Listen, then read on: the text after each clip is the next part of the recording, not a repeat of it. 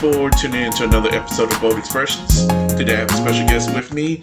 I have John from, was it Brainstorm Games and Comics? Brainstorm Comics and Gaming in Frederick, Maryland and Walkersville, Maryland. All right. So why don't you tell the audience a little bit about yourself? So I've been collecting comics since 1992. Death of Superman actually got me into comics. I know a lot of people kind of look down on that storyline. It's kind of like the slide of comics during the 90s. But I was one of the ones who stayed. I became really interested in it because of that. I started coming to Brainstorm Comics as a customer in 94, I believe. And after I graduated college, I started working for the owner. I stayed there for 12 years. And I went into banking for 6 years, 7 years, and then he was ready to retire, and I bought the store from him. Okay, cool. So this is your, effectively your store. This is Yeah. your business. Okay. That's cool. Thankfully, do you think working in banking or whatever, do you think that prepared you any for running a business?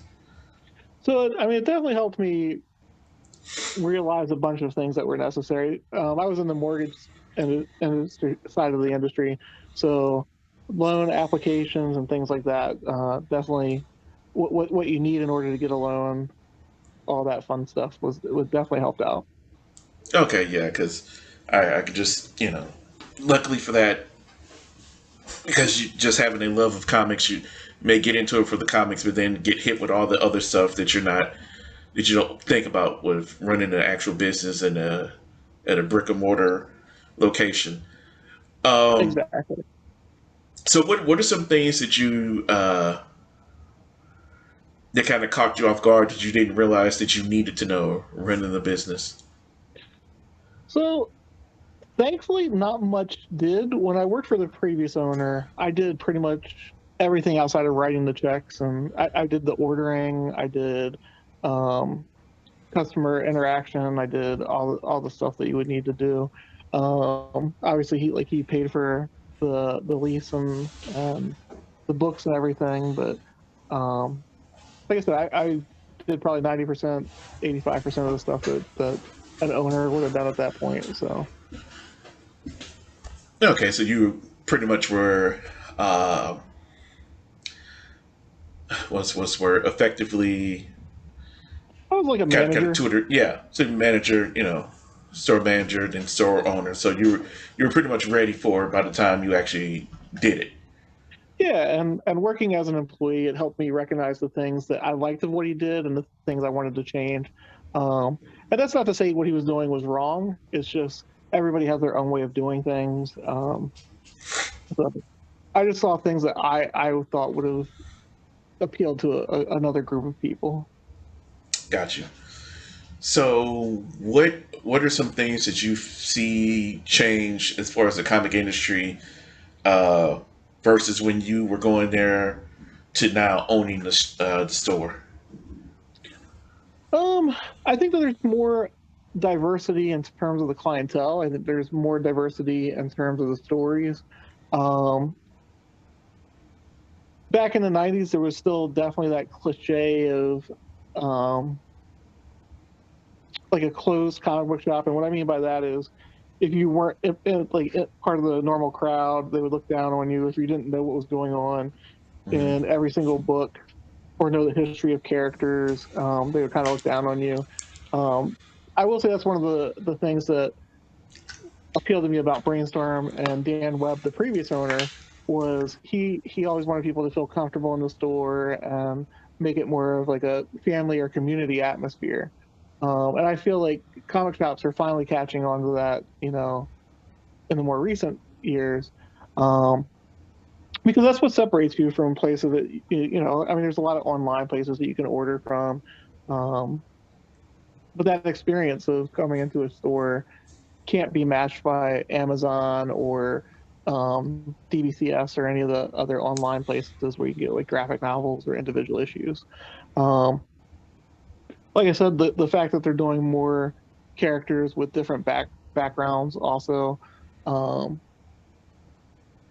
that's definitely a good part of the industry that has changed. Um, it's it's definitely bringing in more people that way, and making them feel more comfortable in a comic book shop setting. That's that's I can attest to that, especially well feeling comfortable. I remember I I was always interested in comics.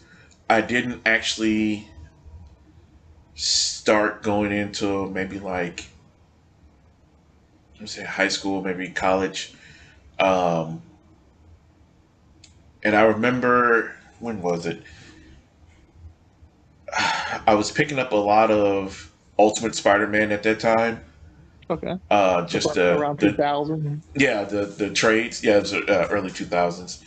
And when I went, it was probably it had to be around the time of Planet Hulk. I think that Okay, storyline had just recently wrapped up, and I remember talking to and I don't put this on the shop owner, but just some of the people there. I was talking to the shop owner. He was cool, and I was asking just a question because there wasn't as many YouTube channels about comics. There wasn't as many podcasts talking about comics. So if you weren't just really plugged into it, you really don't know anything about the stories. And so I asked the question. I was like, oh, so is he the Hulk the whole time? Like, wonders, like, because he's on this hostile planet. I'm like, so is he changing back and forth? Like, is he the Hulk the whole time? And like some customers just like, no, he made some joke, I guess like kind of saying how stupid I was. And he said some random name, and I just kind of looked at the guy. I was like, you didn't even understand the question I was asking. It's like, and plus, it's like I know who the Hulk is, but the question yeah. is, if he's in this environment, like, is he the Hulk and he changed back into Banner? And it's like that's the question I was asking. It's like, but that people don't realize how I guess gatekeeping or whatever, or just that attitude Yeah. kind of keeps people from wanting to learn more because you know. So So I've always been a person that if I love something, I want to share it with other people. I want them to enjoy it as well. Sure. That's one of the things that I preach to my employees is like, hey, if you love it, let other people share in it also. Don't try and keep them away from it. Um, but it, so a couple years ago, that we were interviewed by the local newspaper here, and we were asked whether the movies helped benefit selling the books or not. I was about to And ask that.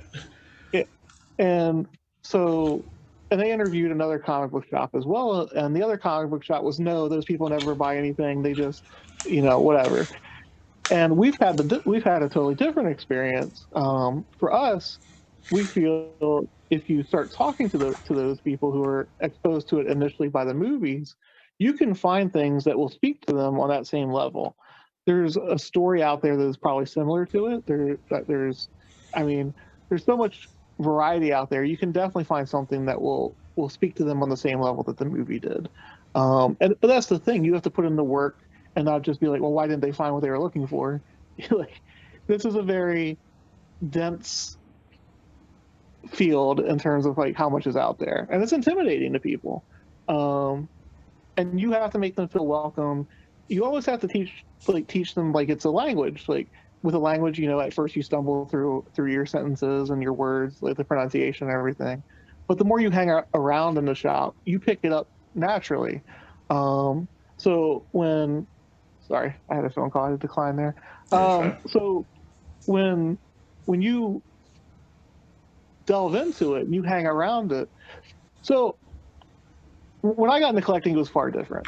You didn't have Wikipedia. You didn't have like the YouTube channels that you were talking about. You didn't have any of that stuff. You had to dive in and pick it up by just gathering context from what you were reading. And maybe you found somebody who knew a little bit more than you and it would help you along. But for the most part, it was just dive in and sink or swim kind of. Um, some people find that a little strange because there's still somewhat of a stigma attached to it that it's more targeted towards younger readers or kids and they expect it to come naturally. But there is a whole history to it, and like it takes a while to get your grasp on it. Do you find that, especially like, because I know, I don't know, I don't say I know a lot, but I know enough general stuff. And whenever I'm explaining things to friends or whenever on explaining stuff to my wife on long trips, I try to, and I mess around and I get in the habit of, there's so much history in comics that you start explaining stuff, and then you come to something, and I'll have a question about that, and it's like, well, that's a whole another rabbit hole. And do you ever find that you're explaining something? It's like, okay, well, the Green Lanterns and they do this. It's like, well, why do they do this? It's like, well, actually, that didn't used to be the case, but they changed that, and that goes back to this. It's like, do you ever find yourself going down those deep rabbit holes, and how do you? Uh, So one of the things that I've learned, the best way to approach it is keep it as simple as possible. mhm, Um, and because again, part of the charm of comics and part of the appeal of comics is the experiencing it yourself. If you explain too much, you're almost robbing them of some of the experiences. Um, so I'm going to relate it to something else, and I don't know whether you play Magic the Gathering or whether you know what Magic the Gathering is. I'm Uh, I'm familiar that it's a game, but no, I haven't played okay. it. So it's a game, and whenever hardcore people teach other people Magic, they want to tell them everything about the game. And unfortunately, it's because of their enthusiasm, which is a good Right. thing, but you're overwhelming the person with too much information. Right. Um, so it's best to just boil it down to the best points and the best selling points, and like I said, then let them experience it themselves through the actual stories and such. So I've learned over the years to kind of pull back how much I tell about like the different things. So Yeah, I've tried to do better doing that, especially with certain things. Try to narrow the focus on what it is I'm talking about. I've noticed that for some things, it's easier to talk about things with Marvel as opposed to DC, hmm because DC has so many continuities that they don't even keep up with. yes, so you have to explain to them like before 1986, like it was the Wild Wild West, Right. and then it got better, and then it got worse, and then Right. Yeah. yes, It's like, yeah, explain why there's been so many Supergirls. But yes. yeah, but yeah, but yeah, so I've gotten better with that, and So it's it's the same thing as when you tell your friend about a movie. You don't tell them every plot point. You tell right, them what they, the why beats. they might enjoy it.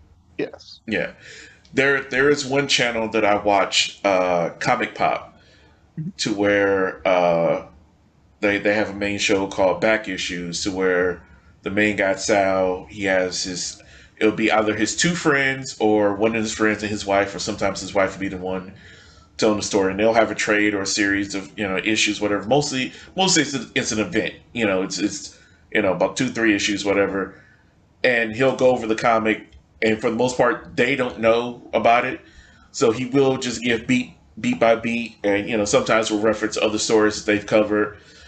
Some stuff they cover, it's not going to be in sequential issues, so sometimes they'll cover an event and then later down the line they'll cover something that came before that other event, but it's something they can go to, and it's good by that, because he doesn't, as you said, he doesn't go beat by beat through the comic. He does go through whatever everything, and then encourage you to buy the story, the book yourself, later on.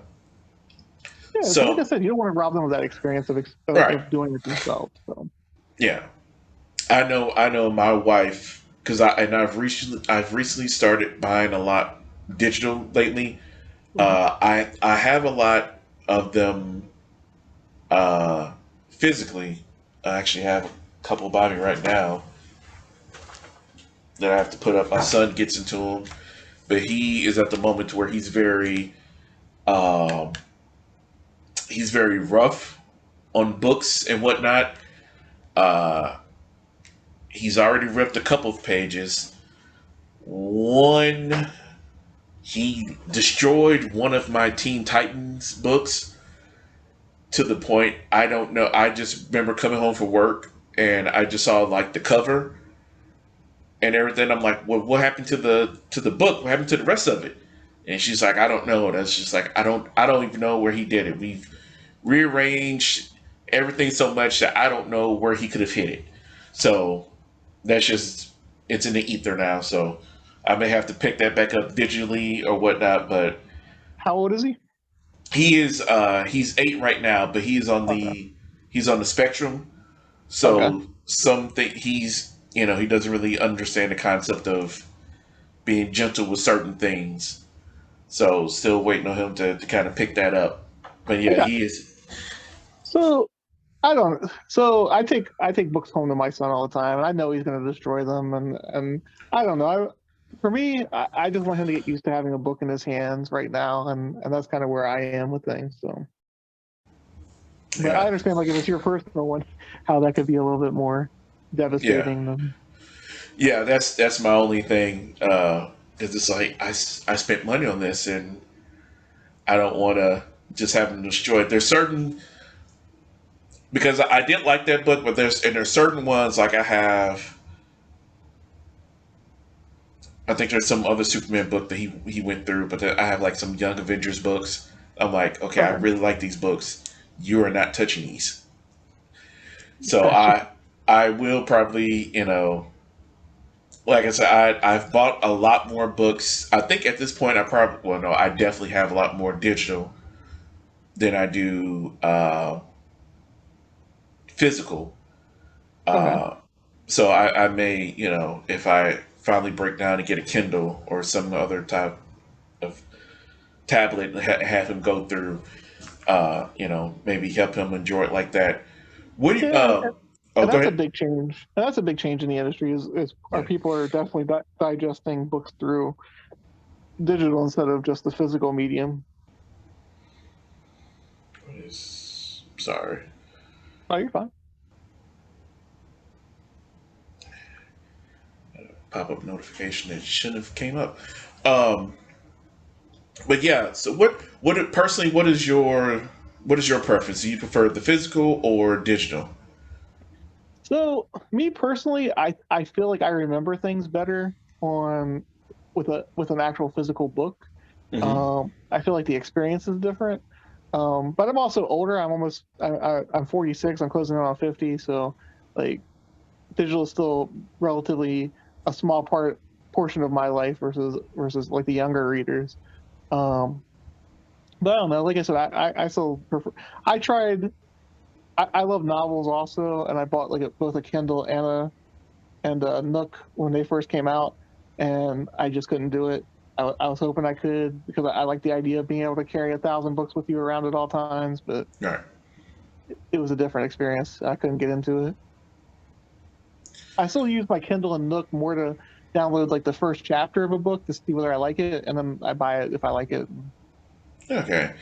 I know.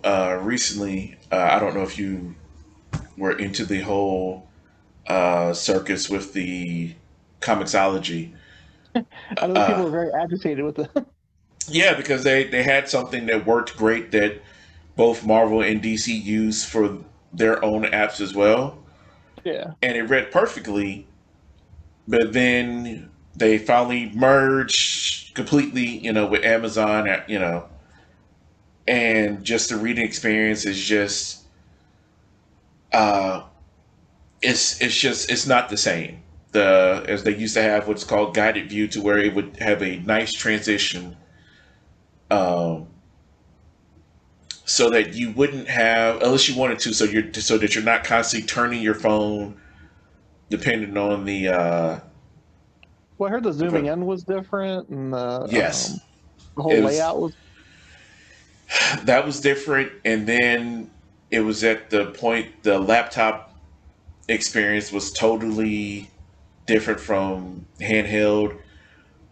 They had one, I think they finally changed it, but they had one section to where it was had 2 pages on the screen, and on one page it would show whatever panel you were on, while the next page still had the next page that was coming up, and it's visually distracting. Yes. Because you're trying to focus on one and you're looking for other. Um, but yeah, I kind of do miss um, the physical because Mhm. I enjoy art and just kind of having that art in your hand and the full size. So I do kind of miss that. But as you said, like a lot of comics that some of the comics I still have is at my mom's house when I stayed there for a while. Sorry, Hello. my son visited. No, Say that's hi. fine. Say hi. All right. Yeah, mine just happens to be upstairs right now, thankfully. Yeah. But no, yeah. So just being able to have all of them, as you said before, all of them in your pocket, should you want to take it out and read it at the moment. So, and also not need a uh, you don't need a This is what am recording. I thinking about? Internet access because you can have it download to your device. So that's helpful as well. Um, So, I mean, they've also done studies where they've said like touch and smell affect memory. So I think the impact of a physical book is different than than a digital copy, because your laptop or your cell phone always have the same smell and same feel, yeah, whereas like a comic book is different. yeah. The feel of the physical feel of holding the paper Mhm. and different things like that. Yeah, if all things considered, if I if I had unlimited space and I can be ensured that it would hold up, I probably would get more physicals. But it's also the digital is a lot easier for me to get to. Well, I mean, I understand why 18 to 25-year-olds also are has more appeal for them, because a lot of them are more transitory. They want to move around. They want to they have a different life experience than those who have collected in a while, or like for a longer period of time. And Yeah, I mean, it's not a wrong way to collect. It's just a different way to collect. So, right. Um, so what do you? I'm sorry. So okay, so you said that you didn't experience the thing of when the movies, MCU, and before that and everything happened. You guys did get more people coming into the shop wanting to know uh, about stories and about the characters and what have you. So yeah. you feel like, but do you feel like that even though that you didn't have the issue, do you feel like that there is more that Marvel and DC could have done to get people into the stores to So, I say this all the time in terms of what I feel Marvel and DC are missing. And that is, to me, at the beginning of every movie, they should have the lead actor of whatever the movie is come out in character and be like, let's say Captain America, and be like, "Do you love the adventures of Captain America? Well, you don't have to wait 3 years for the next one. You can get my adventures every week." And then have like the comic book shop locator website um, listed at the bottom, and get people to find their local comic book shops that way. And with all the TV shows and the movies and everything, I feel like they're missing opportunities after opportunities. When I was a kid, I remember watching GI Joe, and they would run the Marvel GI Joe commercials like for the comic books all the time, and I feel like they don't do that anymore. I feel like it's a missed opportunity. yeah, you would think that they don't own the characters as if they don't own the rights to this, and so it's yeah, it is definitely. Did you feel that that's because the that some of the people who make the movies don't view the comics as legit media, or they don't take them as seriously? Do you think there's a disconnect between those two worlds? So this is going to sound a little pessimistic. I don't mean it to sound pessimistic, but I think that they probably view physical media as a dying thing. And I don't think it's accurate. And the reason I don't think it's accurate is if you look at Scholastic's numbers, Scholastic trounces every major comic book producer in terms of graphic novels sold. And the argument is like, oh, well, they sell them to schools. And I'm like, cool. Why aren't you guys selling them to schools? Why aren't you guys like getting in on that? Legit, no lie. I have two comics. My wife worked at as a librarian for a few years at a school that she worked at, a charter school. I bought two from the Scholastic School Drive. It was the Miles Morales comic I just had and a Green Lantern Secret Origins book because they had it there. Mm-hmm. That's the only reason I was like, they had all those books there. I was like, oh, they have comics. Order those two for me. And you're right. If you produce it to them, they'll be like, oh, I can get these.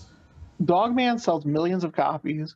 There's no way that Batman can't sell to those same kids. There's no way Superman can't sell to those same kids. There's no way that Spider-Man can't sell to those same kids. They're writing off a whole segment for no reason, and it boggles my mind.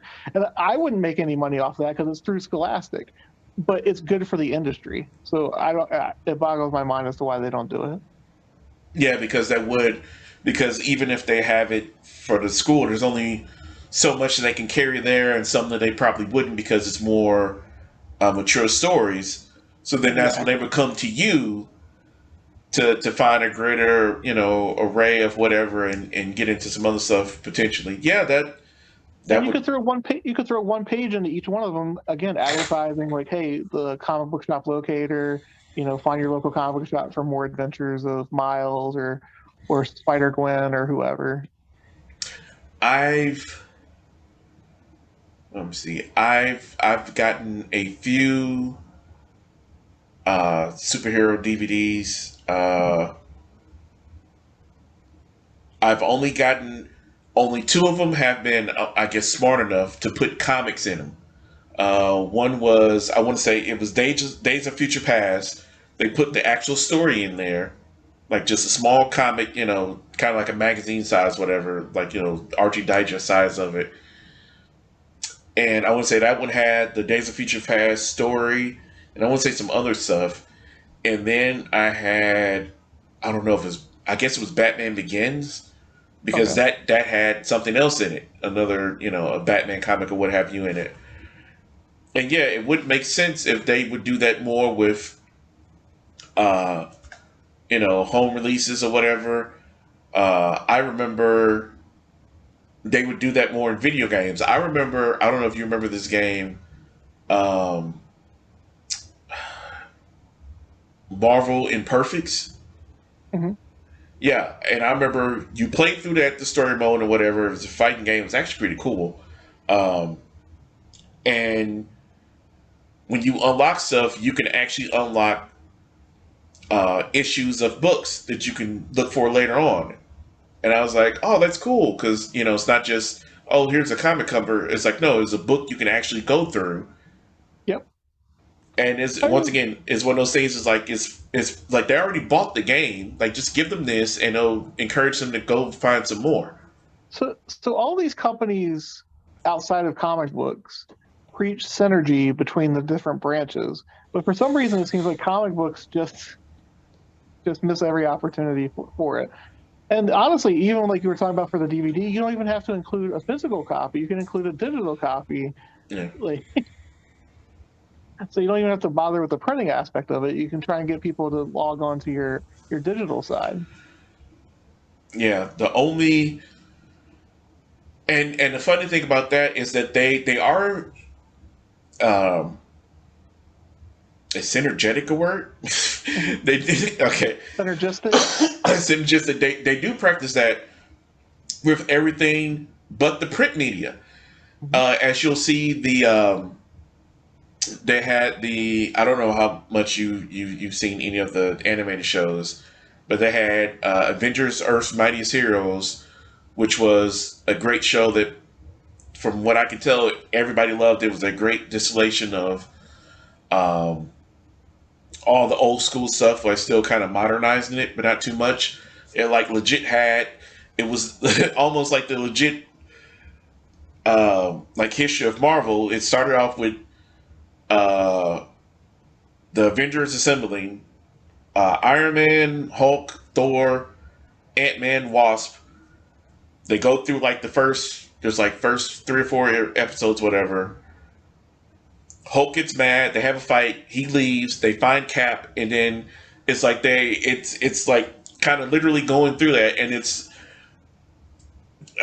they do justice by Hawkeye. He's a pretty cool character, and Black Panther Jones. It's a really good show, but then once the MCU really gets started, they cancel that and then have a show that features the Avengers from the first movie, and a Falcon version, and then you can kind of see different things that they go. There's like, okay, well, this is in a movie, so we're gonna have this character, and it's gonna resemble the movie, and then you can see because animation takes so long. You can tell later on that they made changes in the movies. It's like, okay, so we have to have this character kind of look the way that they would look in the movie, and they do it with games and different things, but it never makes that transition from that to the comics. So I don't know if you remember in the early 2000s when the first Spider-Man movie came out, comics changed it to where Peter Parker had organic, right, and people hated that. Oh God, I hated it in the movie. And people were like, he's supposed to be a genius, and they're like, what kind of 14-year-old or 15-year-old could do this? And it's like, well, it's comics. Like, right, they can't swing through the city either. But right. Yeah, it's like because it is one of those things. It's like, well, yeah, why wouldn't it just come out of his body? It's just like, okay, well, if that's the case, why does it come out his wrist? Yeah, it's like, why does it come out his wrist? It's like, how does he figure it out? The different types of web to use when he's doing that. What the answer with the comics is that well, he figures out different ways to pressure points to different things to do all that. It's like there is a thing when trying to explain certain things, it kind of breaks it down. Like the thing with the little hairs on his finger. Mm-hmm. It's like, well, yeah. It's like, well, that's how he sticks stuff. It's like, okay, well, what about his back? Yeah. Or like, what about when he's wearing shoes? Yeah. Well, like I said, people were very. I still remember very distinctly, like people coming in and complaining about the organic web shooters. It was yeah. It was a turning point. I was happy when they turned it back. Yes, I think the overwhelming majority were. Yeah, but no, I could tell even reading Ultimate Spider-Man, even though it was of course after the fact because I'm buying the trades. Doc Ock, in there does look, at some point there is the Going Hollywood issue to where they're filming a Spider-Man movie, and I want to say like Tobey Maguire is there, and they pretty much are talking about the movie, and stuff like that is funny. I'm trying to think. Do you see much? I won't say interaction. Do you see much? I guess synergy like that as far as DC. The only thing I can think of is them adding the Tumbler as one of Batman's mini Batmobiles. Like whenever they do that big spread of all the Batmobiles, they'll add a Tumbler in there. That's the only thing from the movie. Well, the Tumbler and the '89 Batmobile. That's the only thing I can think of that they do. Well, I will say thankfully no, because the DC movies have disappointed me greatly. Okay, yeah. That's another thing, like the synergistic thing between Nick Fury and Marvel Comics. Right. Yeah. Yeah. How they went from him basically drawing Samuel Jackson, and then they're just like, well, why don't we just put him in a movie? It's like, yeah, that makes sense. Well, then they replaced the main Nick Fury in comics also. Which that was so horrible the way they did that. It made zero sense. When I saw that, I was like, hold up, what?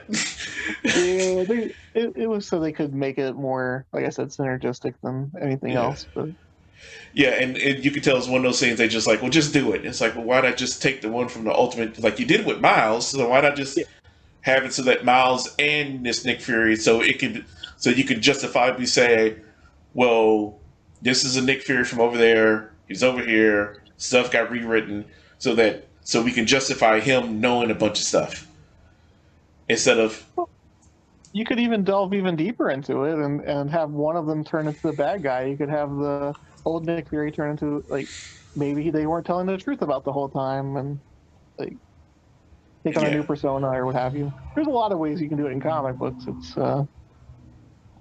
but they don't ask us our opinion. Well, so apparently they when they do that, there's always varying degrees of success. It's like, should Robin live or die? Yep. Well, I think that actually turned out to be the best thing, though, because Jason Todd becoming Red Hood ended up being a great thing for DC. Yeah, it's something you keep coming across in various things. It's one of those things to where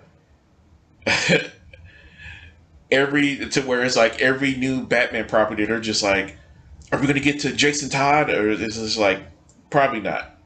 Well, Jason Todd's my favorite Bat character. I understand. I mean, his anger is justified. The fact that Batman, like, the fact that he wants to murder bad guys because he's like, hey, they killed me. It's only fair. I like Jason to a point, depending on how they write him. Nightwing is personally my favorite. Nightwing Nightwing is one of my favorite characters. Okay. I think he doesn't get enough justice, especially whenever they've done something animated. It's like they always ends up pantsing him, and I was just like, but he's so great. I just like because to me I always look at Nightwing as Batman perfected. Mm-hmm. He had the trauma.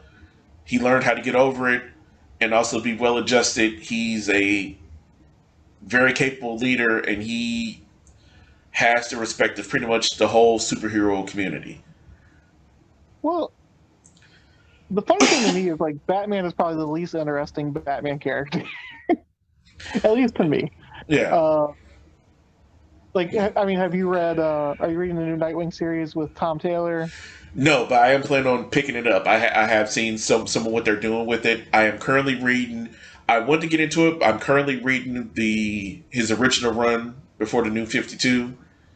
And I am liking, that so far. If only the art was better, but I'm just like, it is what it is. I'm just going to have to power through it. Have you read White Knight? Yes. Okay. Yeah, the Nightwing interaction with that one with Batgirl as they're chasing Bruce in the beginning of it. Yeah. Talking about how Bruce is crazy, and I don't know. Like I said, Batman is the least interesting of the Bat family to me. Yeah, and especially when they, because I like Batman. I like a certain type of Batman. Okay. I like Batman when they, because as you know, with certain characters, they never, it's comics, so they somebody, for certain characters, they'll never let them die, and unfortunately, they'll also never let them grow up, which is why Spider-Man has kind of had some issues. They thought he was too old, and it's like, nobody's going to be able to relate to him, or him being married makes him old, or what have you, and it's just like it's like, well, then maybe if they can't figure out how to write a story with him being married, then maybe you need to find different writers. Yeah. Well, see, it's probably going to shock you, but I actually defend One More Day as a good story. So. Oh, really? Okay. Well, we got to get to that in a second. But because I think Batman, Bruce is kind of boring when they always make him standoffish, when he's always brooding, how do you go through 4 Robins, 3 Batgirls, multiple other auxiliary characters, worked with multiple iterations of the Justice League and the Outsiders, but you're still a loner. Plus you have, it's like there's certain things, it's just like you're not a loner. And it's like you set up multiple families and different things, and it's like, yeah, he's still going to be, I can still see him being gruff because he just has a different philosophy. He just has a different way of dealing with these villains, and also the fact that another thing that gets me, he is not a superhero. He is a hero. He's a vigilante. He does not have powers.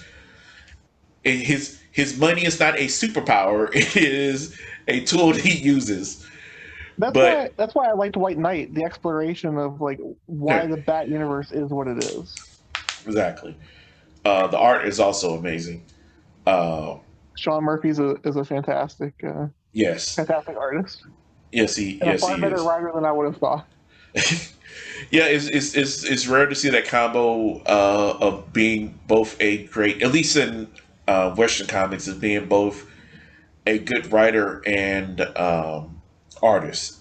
Mhm. But what is your when you say you defend One More Day? What is your defense of One More Day being a good story? So the biggest, so again, I worked for Dan, the previous owner, at that time period when it came out, and people were coming in and blasting it, saying like, "This is terrible," "This is Peter would never do this," and it is the most Peter decision that there is.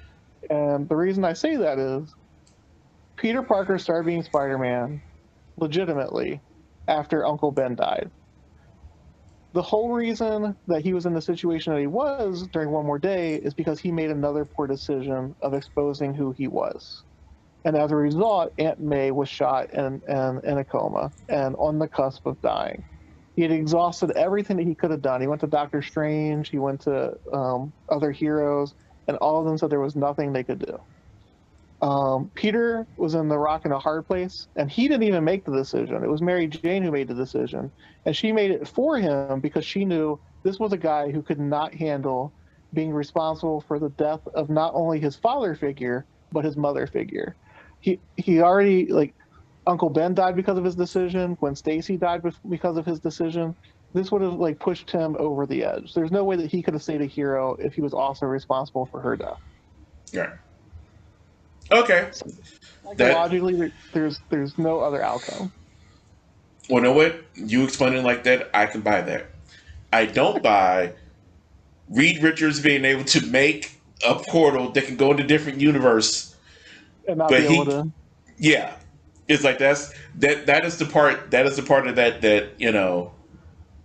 that breaks it to where it's just like Doctor Strange. None of these super scientists, none of these people who literally have risen people from the dead and doing all this other stuff can't fix a bullet wound. A gunshot is too much for them to to No, fix.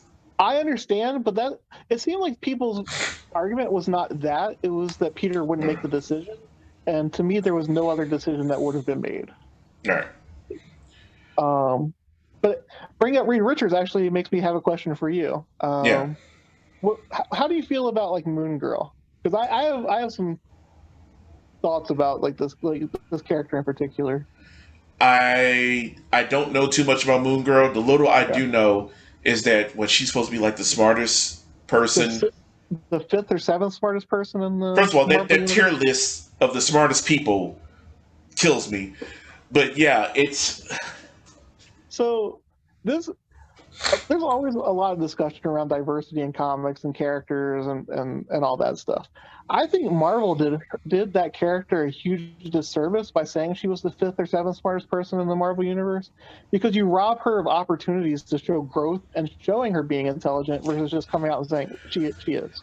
kind of Like like how they did Riri Williams. exactly. I feel like you rob these characters of character moments. Like And I also think there's a difference between just to say that it's like, okay, I can, and you know what, and I can accept rebuilding her own suit or whatever because it is different. Because, and just as if just as people were upset that they said that Tom Holland's was like a mini Iron Man in the MCU, and I'm just like, well, you have to look at it from the terms of in the universe he grew up in, Iron Man existed. So, mhm. being a person of science, why would you not be interested in everything that he's doing? Even even people who aren't nerds or whatever, science type people think that that's cool. So, but when you actually understand that, why would you gravitate to stuff like that? So when these people have existed in this world for, in my head canon, at least 20 years, because in my head canon, Peter started being Spider-Man when he's 15. He's in his early 30s. I don't like that they keep. I don't like that they won't let him make that leap mentally past 30. I know Hmm. they feel that that's old, but for me, it's like Peter's in his early mid 30s. As long as with like people like Cyclops and different things like that.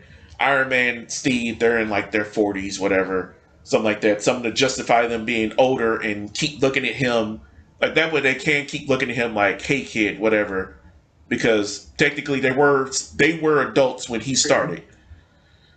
Can you give me like 2 minutes to ring up a customer? Sure, yeah, All right. that actually give Okay. me something. Yeah, okay.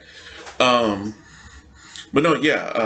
What was I saying about Riri? Yeah, like it makes sense in the world that they grew up in that they would know more than they did when they started off because I know people like Reed and whatever they have their stuff, but to say that because of that they are up there with them, um, and I think as you said, it does kind of rob them of the potential of getting better. Well, character moments. I mean, Yeah, you grow through through conflict or failure. Peter Parker isn't known for his successes. He's known for all the times he dropped the ball. Like that's the stuff that people remember. right. Um, and we know what, and that does. Once again, and just thank you for giving me your time to, have this conversation, is talk to somebody who knows about these issues, or not issues, but different topics and different things. And before I let you go, I did want to talk to you about. You brought up diversity. Mhm. One thing that Raven and I talk about occasionally is people, and you see it. It's one of those things to where you see a lot more on social media, and people making channels and pretty much dedicating their whole channel to talk about issues that they feel come up with diversity in comics. And it's one of those things of, is it actually a big deal or as bad as they say it is, or is it just a thing that because that's all they talk about, it seems worse than what it is? Because one of the things that we say is that it does become a thing of to where they are conflating something as, well, it's bad because it's diversity, to where we're saying, well, no, it's just written bad. So I'm in a weird middle ground because like I said, I'm 46, so I see like all the different. I've seen people's different perspectives and stuff, and I'm like, I understand everybody's. I try to understand everybody's perspective.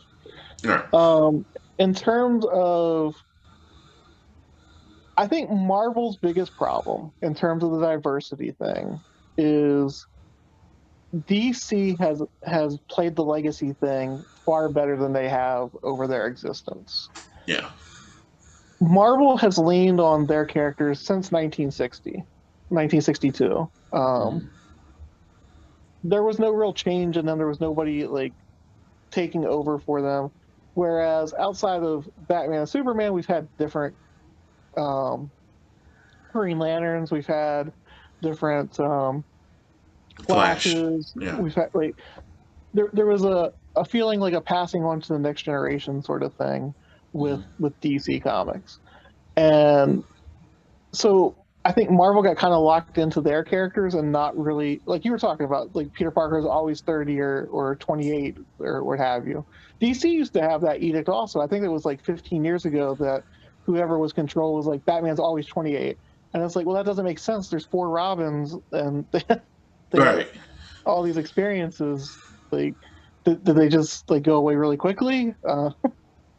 So, um, and now you have the problem of like when did Bruce start adopting these kids when he was like 16? Like Exactly. Yeah. if you don't let him age, again you get locked into a certain thing. But in terms of what you were saying about poorly written and stuff, I was really excited about Robbie Reyes as a character, and and don't get me wrong, I know I'm a white guy talking about this, and so I mean, obviously, my opinion is going to be different than other people's. But then I read it, and I'm like, there's immediately gang members around him. Like he's a mechanic. He drives a lowrider, and I'm like, this is all stereotypical stuff to me, and it doesn't appeal to me. Like, um, I realize that some people are going to be like, well, that's some people's reality, and I'm sure it is some people's reality. But I feel like you're talking to a niche group at that point, and not even a niche group of Hispanic people, a niche group of Hispanic people, like, because that is not default Hispanic culture. exactly. Yeah. And I feel that same way when I see like 70s books, like, oh, this is how black people act, or this is how so, and you're Yeah. like this is stereotypical of how like a group thinks that black people act or black people talk or what have you. Right. And that's why I think like that's why I feel like Moon Girl was disappointing, because they came out and, like I said, they said she's the fifth or seventh smartest person. Whereas if you let her grow, I feel like you get more of a fan base through that, and I feel like you allow people to attach to it. I like to write, so I look at things from like that perspective, and I don't know, but that's how I feel about it. Like, but like I said, I'm sure some people will disagree and some people will agree. And No, I can totally, on that page. It does. I think that some people, creatives, they're like, okay, we have this new character, we have to make them, in order for the audience to like them, we have to make them the best, and that will make the people like them. And I should say, like, no, they don't have to be. If they're already the best, then what are we reading for them? If they're already great at this, then what's the point? I would like the angle of, and I don't know if you follow anime at all. It's like if they do like they do with certain anime characters. They introduce a character and they think that they're the greatest, or they have this perception of themselves of, oh yeah, I got this, and then they keep going, and then they see how much they don't know, and they see how much they do have to learn, and then it does become that thing of them starting off having a few small victories and thinking that they're awesome, then being humbled and having to work their way up. and that's the thing. Like, conflict is how you tell stories. But to what you were just talking about, my first exposure to Black Panther was Reginald Hudlin's run on it, and I was excited about reading it. And like, it was like a 3-issue arc, I want to say. And like the first issue, he was like Reginald Hudlin wrote it to where like he beat Captain America, and like oh, he's the best fighter. And then the next issue, he out invented Iron Man. He was like, oh, he's a better inventor than Iron Man. And then in the third issue, or maybe no, he was richer than Iron Man. And then the third issue, like he outsmarted or out invented Reed Richards. And I was like, even if he was second best at each one of those things, that makes him a better character than all three of them, because he's more well rounded. Mm-hmm. Like, it's. I feel like if you say somebody's perfect, you're writing them into a corner. You're not helping them. You're actually making them a weaker character. Right. That also was that's also was one of those things to where, because I think I want to say I recently read that run, and because I grabbed a bunch of Black Panther comics when they had a huge sale on them. I'd say sale because they were literally giving them away. And so I got like the Christopher Priest run, the Hudlin run, and I want to say now I have to start the Tanahashi Coates run. Okay. Because I read all the way up. I finished Doom War. I will tell you the John Ridley run has been great so far. Oh, that's the one that just started, right? Okay, yeah, I'm interested in getting into that. But yeah, so it was one of those things to where if you had just finished reading this and then you're reading Hudlin, it is one of those things where like, okay, this contradicts a lot of what came before, and this is all supposed to be in the same. The Dora Milaje is a lot different from what they were in the Priest run. The Priest run, they still had them, but they were more like. some of them were like underage girls, and they, whatever. But yeah, it was a different thing. And I like Black Panther, and it's one of those scenes to where I am fine. He is more technological than spiritual. I am fine with him not being able to outbuild Iron Man or whatever, because he knows. Yeah, it's like he knows that stuff, but that's not. He's not the one building his tech. He has other people doing that. He's smart, and it is a thing to where people don't understand. Is like there are different levels of intelligence. Like Hank Pym's intelligence is not the same as Reed's. His intelligence is more focused on these type of things, with ants or different things like that, to where Tony or Reed will probably have to talk to him about something because he knows that he understands a certain thing that they don't. On some cases, I do like the fact that when they have an issue with something that is more biological, the others, they don't deal with actually doing things with people, so they would have to go to a hero that does focus more so on that. But no, yeah.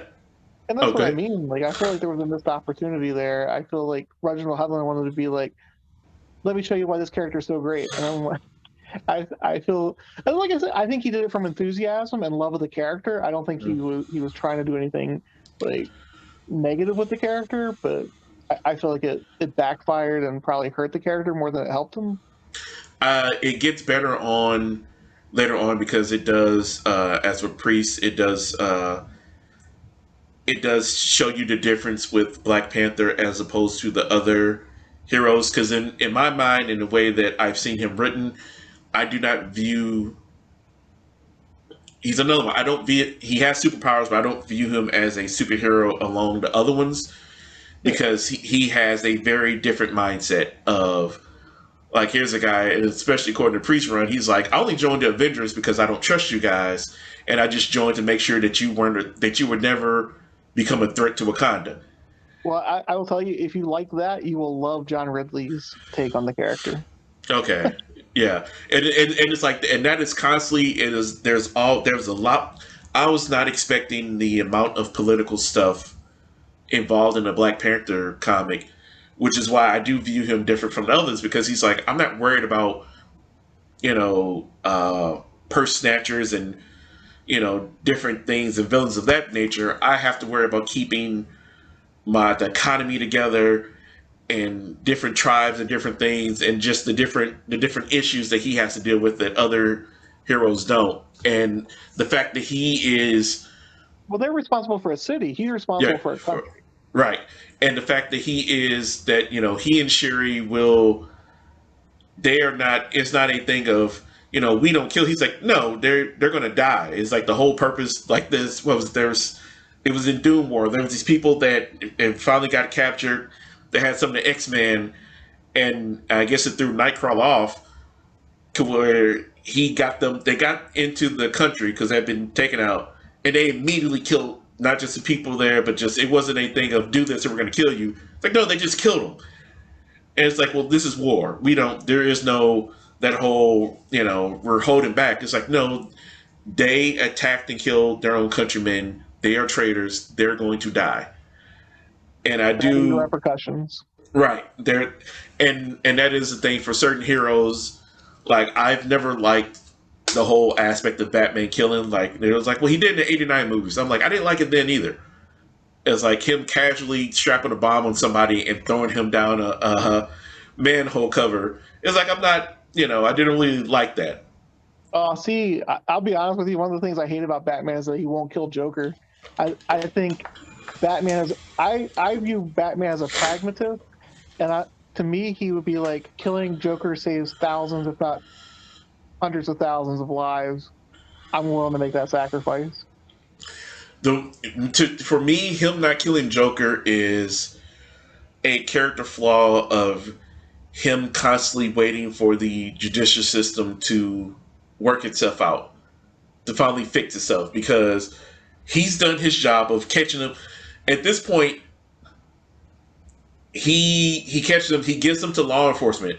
The fact that they keep putting him in a mental institution instead of saying, okay, no, F this. He can't stay there. Execute him. Death penalty. Well, again, that's why I like the White Knight run in Yeah. terms of Bruce being invested into the criminal justice system. Yeah. But yeah, that's a whole other story. I also think that they've overused the Joker. I am fine if they don't use him for another 5 to 10 years. So, going back to the diversity thing, I don't know. Like I said, Joker, I do agree with you, is overplayed. But I want to go back to the diversity thing. I think one of Marvel's biggest failures of a character of the last decade is Mosaic. One of my favorite movies is Denzel Washington's Fallen. Fallen, that was a great movie. And that character pretty much plays into that same thing of being able to jump from body to body. And again, that character came and went. Well, they played on some stereotype to get he was a world famous basketball player, and I'm like, black people do more than just play basketball. Yeah, and believe it or not, it's not just other. That was another thing I had to get with reading some of the early Black Panther comics. I'm just like, some of this dialogue is rough, and it's just like, wow, this is. It's like we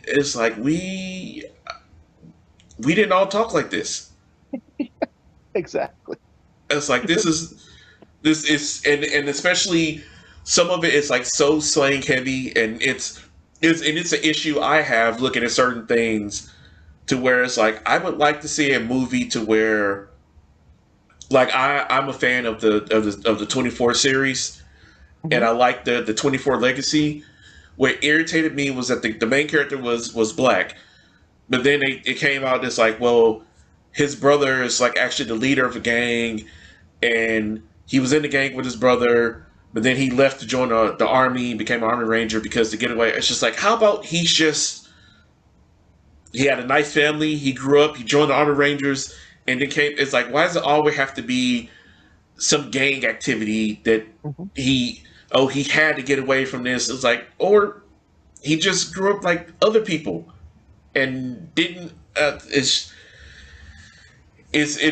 like you said, that is not the experience of every black person, and you can. And like I said, I'm sure that some people do experience that, but from watching TV or reading comics or reading books or whatever, it's almost like they want you to believe that's everybody's experience. And right, and that's.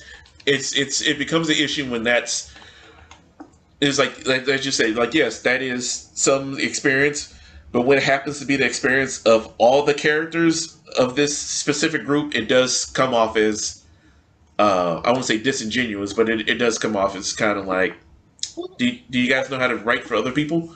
Well, Raven and I talked about this the other week. I've never been a fan of talking about people as a block, because people are not blocks. Right. The black community is not everybody believes the same thing.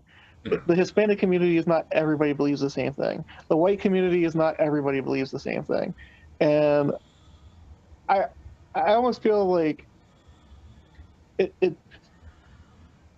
it's easier for people to think like that, but I think it makes for weak storytelling and weak minds, but that's a whole other, other story.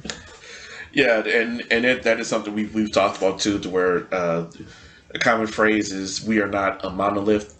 People are not monolithic. So you will have different people from different groups. It's like you brought up Robbie Reyes. It's that is a subsection of people who do like that, but it highlights it. It highlights it more when it's okay.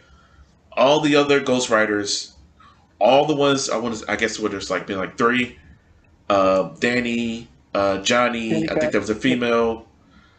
All of them been motorcycles, yeah. And it's okay, well, we're gonna have a guy in a car, yeah. The Latino, the Latino and the lowrider, and it does seem like we're just why is this one in a car? Yep, exactly. And it does come off as weird, and it does come off as a certain thing but at the same time, you do have it on the other hand to where you have people of a certain community, and you don't have. There are certain things that does make it seem authentic to where you don't have to where it's like, okay, this is clearly from somebody not of that community who haven't talked to anybody of that community, so it does come off as kind of Well, stilted. I know he's persona non grata now, but when I grew up, we watched the Cosby Show, and I still Yeah, remember back then also that there was a segment of the black community that was like, this isn't realistic either. Like the black doctor and the black lawyer, and I was like, I don't think everything has to be the same. Like different people do have different experiences, and yeah, for me, like I loved different strokes growing up. I loved Good Times. I loved What's Happening. I loved the Cosby Show, and all of them seem to have different perspectives on like the experience. Like it right. wasn't just one type of person. Um, I don't know. I feel like it's gotten actually worse in terms of that stuff and things in terms of how things are presented. But I think the issue with that is that sometimes they pat themselves too hard on the back, saying, "Hey, look what we did," instead of yeah, just saying, "It's like there was never a time, at least I can't remember, on the Cobs in the Cosby's, at least to where they just sat down and told you to your face, hey, we're a successful black family and doing this." It's like, no, they just did it, and I enjoyed that, and yeah. I prefer that. It's like, and there's different things that they can put in there that does make it feel authentic, that somebody, a black family, can relate to in an issue. Uh, but I also think that um, it is good. It's for diversity as things like, no, because a lot of black people don't see themselves in this thing. That's why they view it as, oh, that's not real. It's like, no, this is something that can actually happen. And once that you see it, you can now visualize it, be like, oh, this can be something I can aspire to. That is why I do like So seeing more diverse characters.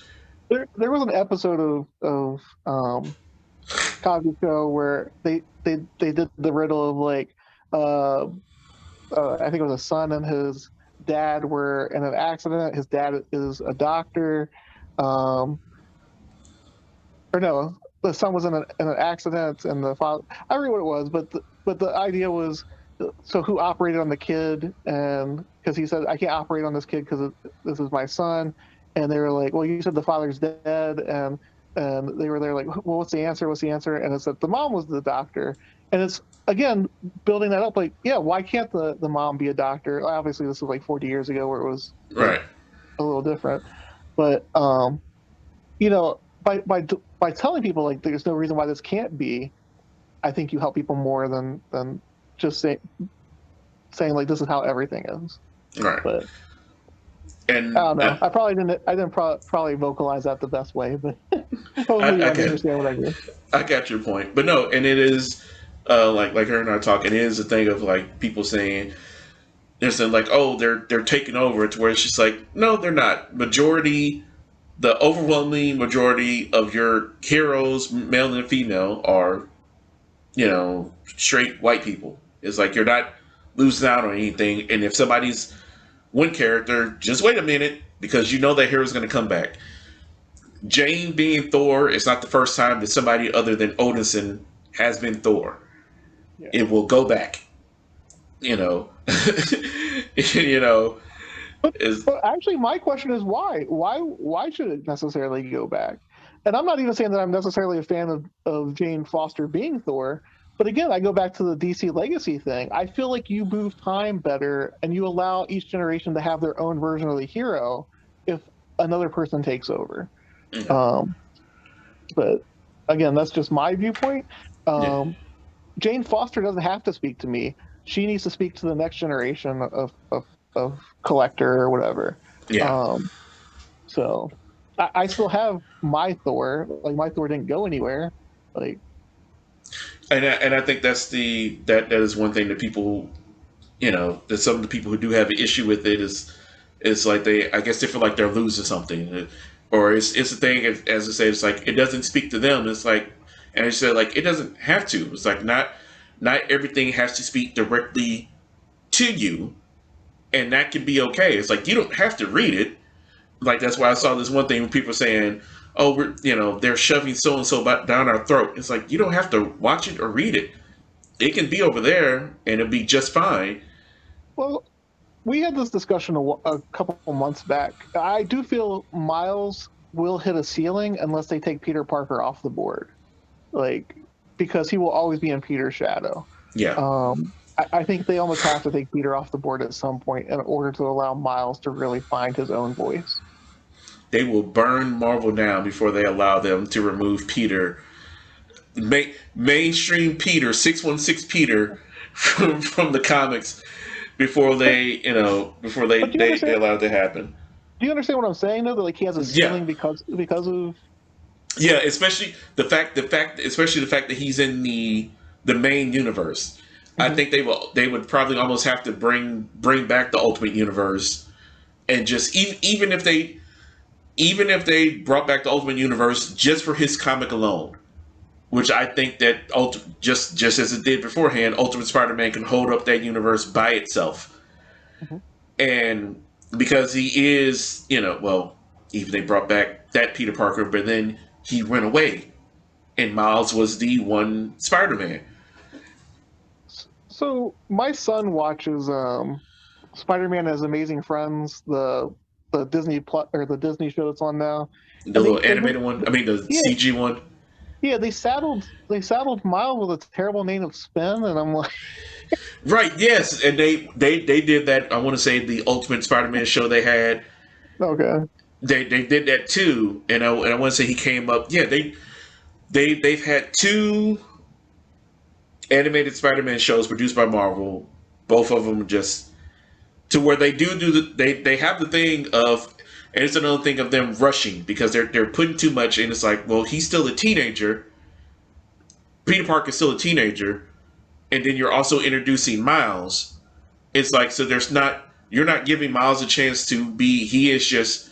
They're not going to call them both Spider-Man, so you come up with some crappy name, and then once again you dilute it, and they do the thing to where they make Peter started off, but then they have to make Peter look bad in some way in order to make them look good, because they can't just have them look good. Exactly. And it becomes a thing of like, well, you just don't have them. Like, just don't have them in there. They don't have to be there. Unless it's like, if you want to actually have them in there, they don't have Peter at all.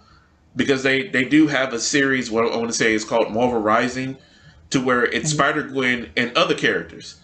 And it's like, I don't watch it. It's like, but it's like that's better because she doesn't have to share the screen with, other spider-powered people. And, you don't have to come up with different, she could just be whoever. Well, I mean, if they wanted to do, like you were just saying, they could have where Peter Parker disappeared from the city and these two are filling in the gap, and like, where'd Peter go, and leave it as a mystery kind of thing. And the Miles Morales Spider-Man game did that pretty well. Peter left. He's like, I'm leaving for a minute. You're in charge of the city. And just, But I do think Spin is a terrible name. Spin, I want to say they had Spidey. For me, I'm just like, okay, make him the new Iron Spider. Because I want to say, yeah, there's at one point to where his uncle steals it and changes it to black and gold. I'm like, okay, he knows Riri. He's been on a team with her. So it's like, hey, because that sweatsuit and jeans and thing he has is awful. I don't know why. Of all the people why stick with that? But anyway, yeah, just be like, hey, I know my uncle had this. Can you reverse engineer it and get me my own version of that? And they could combine that with his black and red design, and he's the new Iron Spider. You're not using the name. He can have it. He's even more separated from Peter in the fact that his suit is more advanced. He has you can have him getting used to the spider arms or whatever. And just do that. Instead of being like, who's the different Spider-Man, whatever, that Spider-Man joke that they keep doing in the comics. Yeah, like I said, we've had this discussion as to whether whether there's a glass ceiling for how far you can go with Peter on the board, and I don't know. I feel like they almost have to remove him in order for there to be growth to the character, but Yeah. that's my viewpoint. Like I agree with you that they see too much money in Peter to do that, but Yeah. it is what it is. Yeah. Because you can also see the same, like, because they recently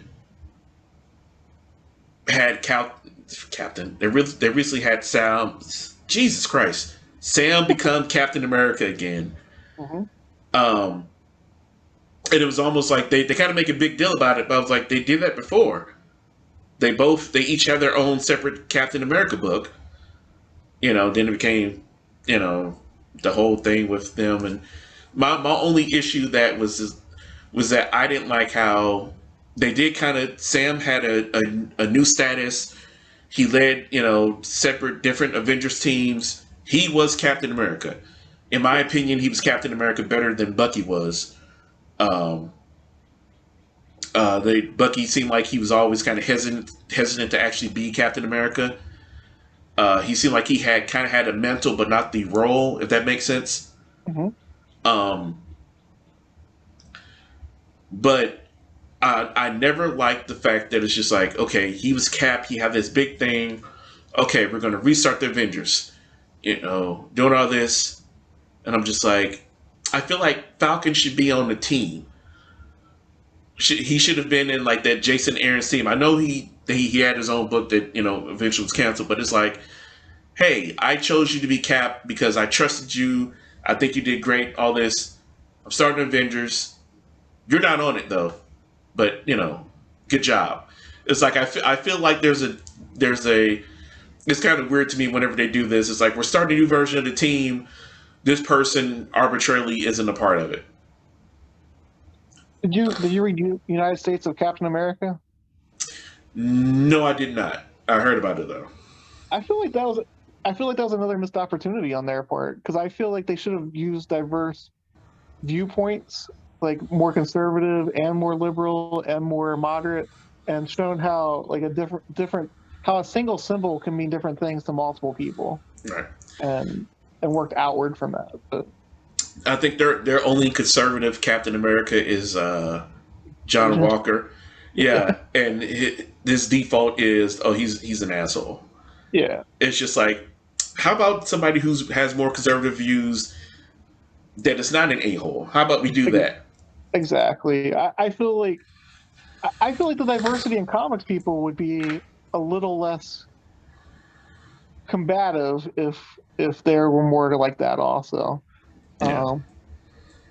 But I don't know.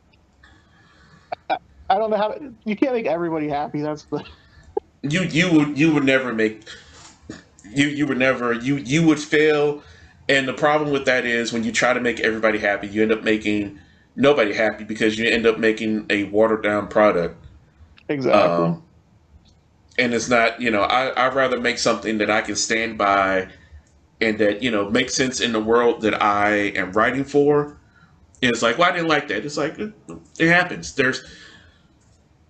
There are award-winning authors who have written great stories. Like I know Tom King is divisive, but he has written some great stories. Other stories, not so much. And Yeah, it's like Vision was really well done. yeah, Heroes in Crisis made me sad. It made me want to stop reading comics. I told Raven about that. She got mad at me. Yeah. Yeah, it's just like, Wally West is my favorite Flash. So yeah, I'm a fan of Wally too, and I didn't realize, and that was before I realized it's like, oh, this Flash is different from the one that I watched in the '90s show. This is Wally. Okay, cool. And I think, and just like Jon Stewart, my sister doesn't read comics, but when they made the Green Lantern movie, she was just like, how can they? Where's the black guy? She's like, this was the other Green Lantern. And So that's the thing. Like all the kids growing up on JLA know John Stewart. They don't know Hal Jordan or any of the rest of them. yeah, and that's the thing. She's older than me. She's like, I was put her age up there, but she's older than me. I'm 36. She's older than me. She's close to 40, and it's like, and she like I said, she doesn't pay attention to the internet, but she knew about it from seeing it, and there was a thing of like that was in that consciousness, and there wasn't a Hal Jordan centric show until the CGI one, which was also pretty good. I wish they would have promoted that more. But yeah, and so it was. I'm not gonna lie. I hate Hal Jordan. I hate that they returned him to. I felt like he was a better villain, like during the '90s, than he was ever a good guy. Mm-hmm. I can rail on that for hours, so we won't go down that route. No, we won't go down that. But no, and I've actually kept you longer than what I've meant to. But I appreciate you so much for giving me the time. Maybe another time we can hop on and talk about some other things, other character specific things. But I appreciate you so much. Let people know where they can find you if they're so inclined. Oh, like I said, we're in Frederick, Maryland, and we're in Walkersville, Maryland. We've been in business for 40 years, and plan on being around for another 40. So. All right, and once again, that is Brainstorm Comics and Games. You can find me, Bold Expressions, on both Twitter and Instagram. Bold Expressions, BLD Expressions. Once again, Bold Expressions, BLD Expressions on both Twitter and Instagram. If you want to shoot me an email, Bold Expressions Podcast, the number 4 @gmail.com.